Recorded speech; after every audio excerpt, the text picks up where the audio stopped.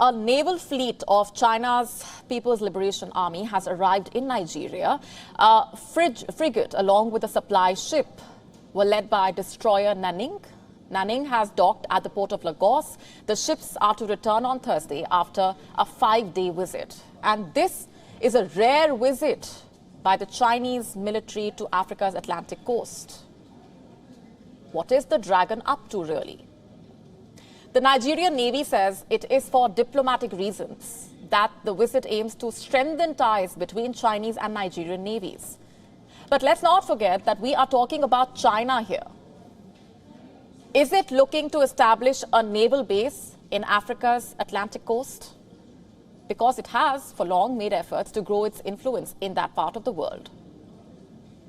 Have a look at this defense white paper that China released. This was in 2019. It states that the PLA is actively developing overseas logistical facilities. What for? To address deficiencies in overseas operations and support. That's what it says. China already operates a military base in Djibouti in the Horn of Africa. Have a look at these satellite images. It is the PLA's first overseas base. It was built at a cost of $590 million. And analysts say the base is built in a fortified manner. It has multiple layers of defense, like a modern-day colonial fort. And what does that mean?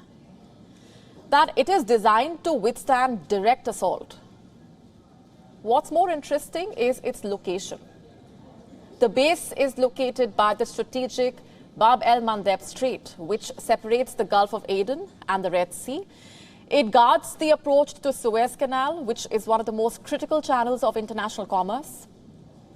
It also gives Chinese vessels a presence near the Indian Ocean. Since the first base was established in Djibouti, China has been looking for more such opportunities. The African coast is an important prospect for the dragon. And now Chinese warships have arrived near the Gulf of Guinea. It is a major shipping route stretching for 5,700 kilometers from Senegal to Angola. It is difficult not to speculate. Is Beijing eyeing a naval base here? You see, earlier this year, Nigeria opened a $1 billion Chinese-built deep-sea port in Lagos. The new Lekki deep-sea port is 75% owned by state-owned China Harbour Engineering Company and the Singapore-based Tolaram Group. Now, Beijing has sent its naval fleet to Lagos.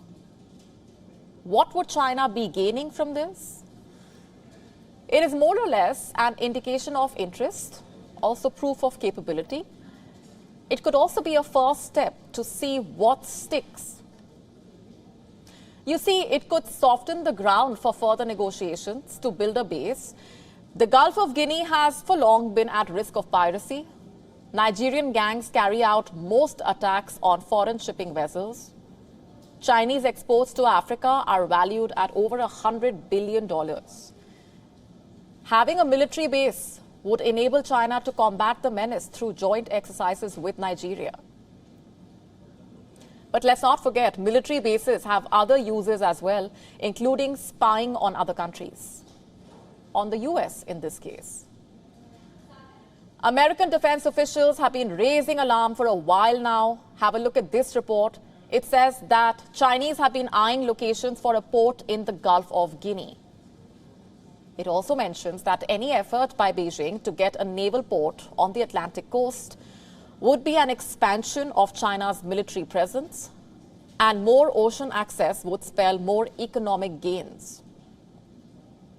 China's move has further given fodder to this speculation.